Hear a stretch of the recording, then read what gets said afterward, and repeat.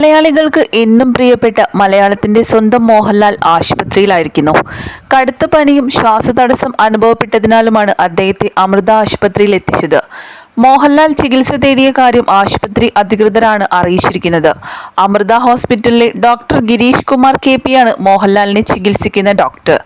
അദ്ദേഹം സർട്ടിഫൈ ചെയ്ത മെഡിക്കൽ സർട്ടിഫിക്കറ്റും സോഷ്യൽ മീഡിയയിൽ നിറയുന്നുണ്ട്. താരത്തിന് സുഖം പ്രാപിക്കാൻ വേണ്ടി ആരാധകർ ഉൾപ്പെടെ എല്ലാവരും പോസ്റ്റ് ഷെയർ ചെയ്യുന്നു.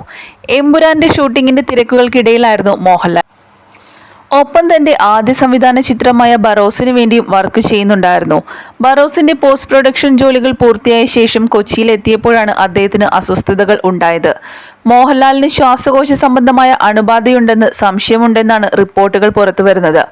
അതിനാൽ തന്നെ മോഹൻലാലിന് 5 ദിവസത്തെ വിശ്രമം വേണമെന്നാണ് ഡോക്ടേഴ്സ് പറഞ്ഞിരിക്കുന്നത്. 64 വയസ്സുള്ള മോഹൻലാലിനെ ഞാൻ പരിശോധിച്ചു. അദ്ദേഹത്തിന് കടുത്ത പനിയും ശ്വാസതടസ്സവും പിന്നെ മസിൽ പെയിനുമുണ്ട്.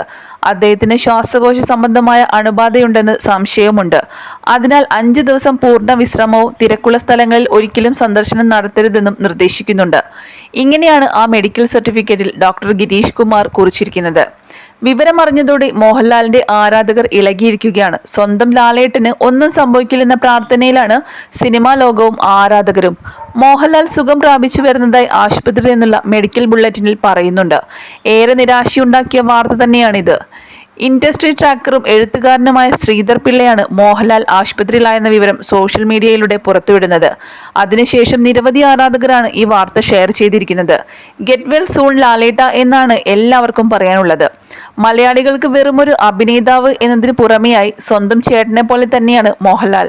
അദ്ദേഹത്തിന്റെ എമ്പുരാനും ബറോസിനും വേണ്ടിയുള്ള കാത്തിരിപ്പ് തുടങ്ങിയിട്ട് ഏറെ നാളുകളായി. അതിനിടയിലാണ് ഇപ്പോൾ ഞെട്ടിച്ചുകൊണ്ട് ഇങ്ങനൊരു വാർത്ത വരുന്നത്. മലയാള സിനിമ ഏറ്റവും അധികം നോക്കിക്കാണുന്ന 2 വലിയ പ്രൊജക്റ്റുകളാണ് ബറോസും എമ്പുരാനും.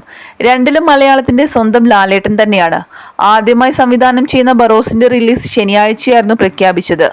ഒക്ടോബർ 3-ാം തീയതിയാണ് ചിത്രം തിയേറ്ററുകളിൽ പ്രദർശനത്തിനെത്തുന്നത്. ആദ്യം സെപ്റ്റംബർ 12-ന് സിനിമ റിലീസ് ചെയ്യാനായിരുന്നു ആലോചിച്ചത്. എന്നാൽ പിന്നീട് റിലീസ് നീട്ടിവെക്കുകയും ചെയ്തു.